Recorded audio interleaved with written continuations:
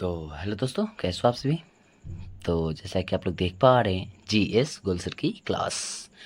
तो आज हम लोग इस वीडियो में पढ़ने वाले हैं पत्र लेखन। ठीक है, तो इस वीडियो के माध्यम से आज हम लोग पत्र लिखना जान जाएंगे। ठीक है, तो चलिए देख लेते हैं सबसे पहले कि पत्र आखिरकार किसे कहते हैं। ठीक है, तो जो पत्र लेखन है यानी कि पत्र द्वारा व्यक्ति अपने विचारों को दूसरे तक पहुंचाता है। ठीक है, जो पत्र है क्या है कि जो व्यक्ति जो होते हैं अपने जो विचार है वो दूसरे तक पहुंचाता है। किसके माध्यम से? तो पत्र के माध्यम से। ठीक है, तो आइए अब जान लेते हैं हम लोग कि पत्र कितने प्रकार के होते हैं।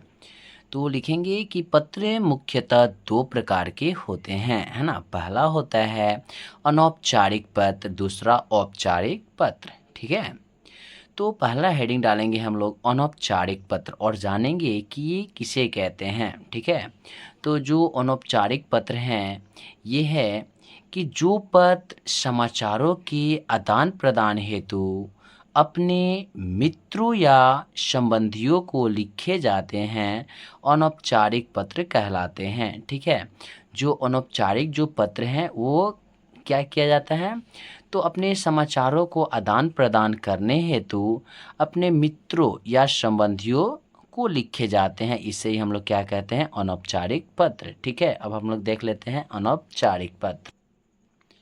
तो जो अनौपचारिक पत्र है ये है कि जो पत्र क्रेता विक्रेता के बीच व्यापार हेतु या सरकारी गैर सरकारी संगठनों के प्रधानों को विभिन्न विषयों हेतु लिखे जाते हैं अनौपचारिक पत्र कहलाते हैं। ठीक है, यानी कि जो अनौपचारिक पत्र हैं ये क्या करता है, जो व्यापार हेतु या क्रेता विक्रेता जो है यह सरकारी या गैर सरकारी संगठनों के प्रधानों को विभिन्न विषयों हेतु जो लिखे जाते हैं उसे हम लोग क्या कहते हैं? औपचारिक पत्र। ठीक है, तो आज हम लोग क्या सीखेंगे? औपचारिक पत्र ही लिखना सीखेंगे। ठीक है, तो चलिए देख लेते हैं हम लोग एक औपचारिक पत्र।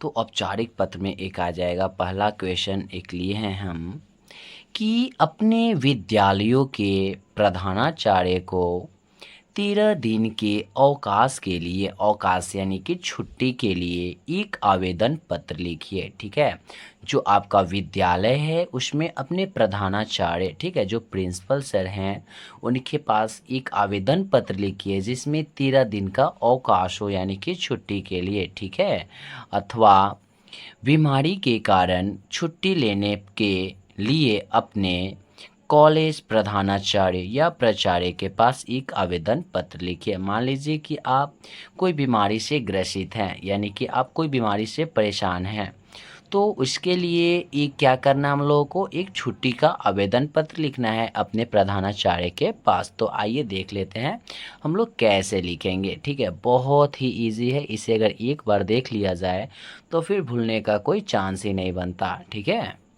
तो सबसे पहले हम लोग लिख लेंगे कि सेवा में श्रीमान प्राचार्य महोदय। ठीक है, अगर प्राचार्य रहेगा तो प्राचार्य लिखना है, प्रधानाध्यापक रहेगा तो प्रधानाध्यापक लिखना है। ठीक है, तो लिखेंगे सेवा में श्रीमान प्राचार्य महोदय।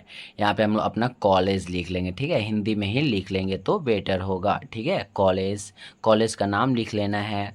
फिर लिखना है विषय में, यानी कि आप किस विषय के संबंध में छुट्टी ले रहे हैं। ठीक है, तो क्या है? छुट्टी के संबंध में, है ना। विषय क्या है? छुट्टी के संबंध में। उसके बाद हम लोग को लिखना है, उसके बाद हम लोग लिखेंगे कि महाशय सविनय निवेदन यह है कि मैं आपके कॉलेज के कक्षा 12वीं के छात्र या छात्रा हूँ। ठीक है, अगर आप 12वीं क्लास में पढ़ते हैं तो 12वीं लिखना है, या आप जितने क्लास के में पढ़ते हैं उतनी ही क्लास लिख देना है। ठीक है, छात्र या छात्रा हूँ, अगर आप लड़का हैं तो छात्र लिखें और लड़की हैं तो छात्रा लिखें। ठीक है, मैं बुखार से पीड़ित हूँ, डॉक्टर ने मुझे 9 दिनों के लिए आराम करने के लिए कहा है। ठीक है, 9 दिनों के लिए आराम करने के लिए कहा है।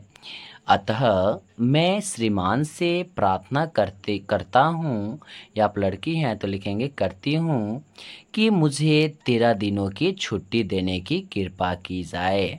ठीक है, 13 दिनों की कृपा की जाए। ठीक है, उसके बाद लिख लेंगे हम लोग थोड़ा सा, उसके बाद थोड़ा सा ऐसे बनाकर लिख देना है, आपका आज्ञाकारी छात्र या छात्रा। ठीक है, आपका आज्ञाकारी अगर लड़के हैं तो छात्र, या लड़की हैं तो छात्रा।